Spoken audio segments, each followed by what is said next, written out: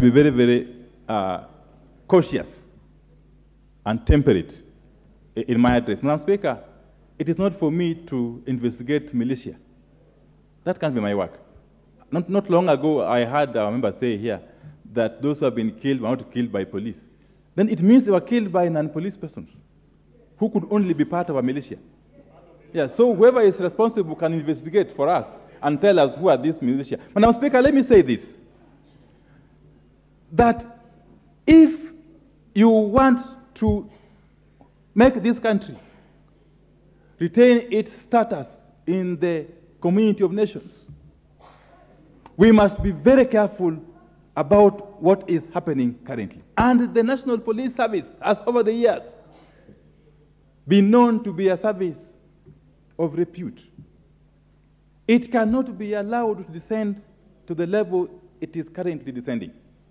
Madam Speaker, you cannot accuse helpless and armed citizens who are going about exercising their right under Article 37 of the Constitution, and who, having been provoked by water cannons, by tear gas, by police truncheons, by bullets, defend themselves. Because the right to defense is also acknowledged, not only nationally, but also internationally. Madam Speaker, today we are talking about people throwing stones in defense of their rights to demonstrate. One day, they may graduate from stones to something else.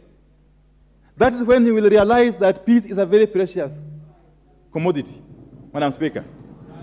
The Honorable Member for Gatanga is daring me to try. I think he doesn't know me. But let me tell you, Madam Speaker, this country has witnessed what has never been witnessed in the past 4 regimes. I have been lucky to live through those 4 regimes. Madam Speaker, the kind of brutality that has been meted out on innocent and armed citizens in the last couple of months is unprecedented. Those of us who lived under Jomo Kenyatta and lived under Daniel Moi, lived under Mwai Kibaki, lived under Uhuru Kenyatta are amazed at the kind of brutality that is being encouraged by officialdom. Madam Speaker, I said yesterday, and I want to repeat it today here, that you may gloat, you may be happy that this injustice is being meted against your so-called opponents. But tomorrow, the same injustice will be meted against you.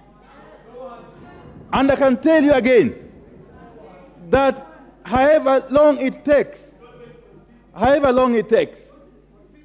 the authors of these atrocities, the givers of command, the commanders of these atrocities, the planners of these atrocities will have to be held to account.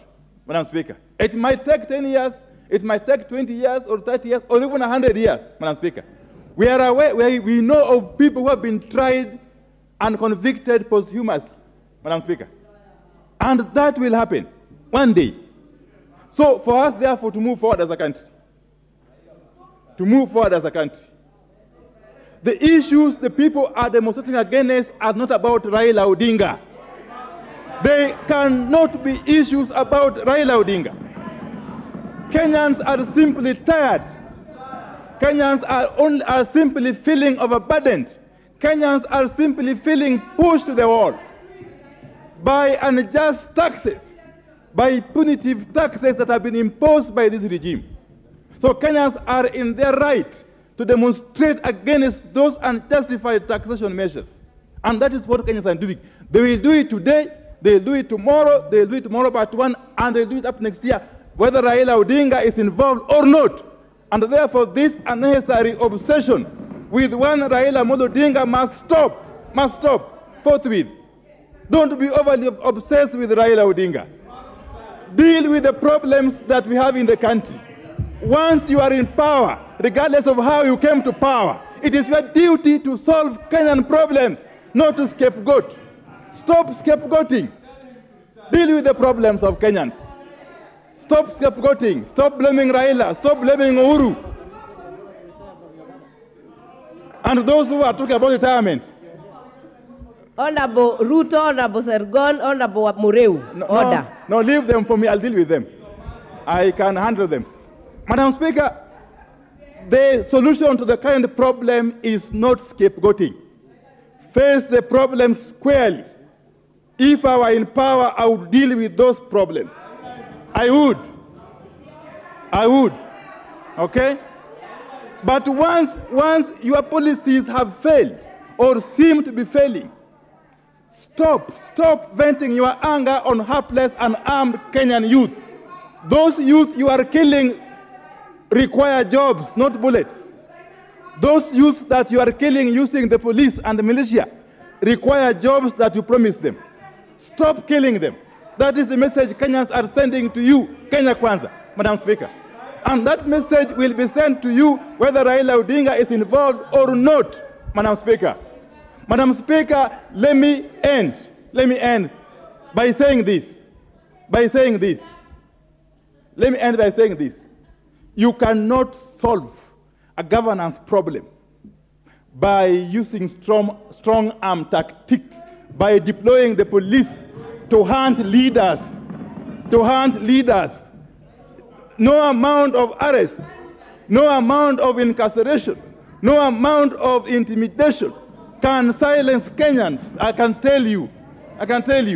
And you have got no enough space in the prisons to jail everybody. You can't. And you have got no enough bullets to kill all Kenyans. I can tell you. You will kill some today, and those who remain will continue to remind you of your failures.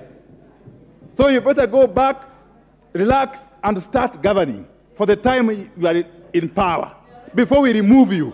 Thank you, Madam Speaker. Yeah.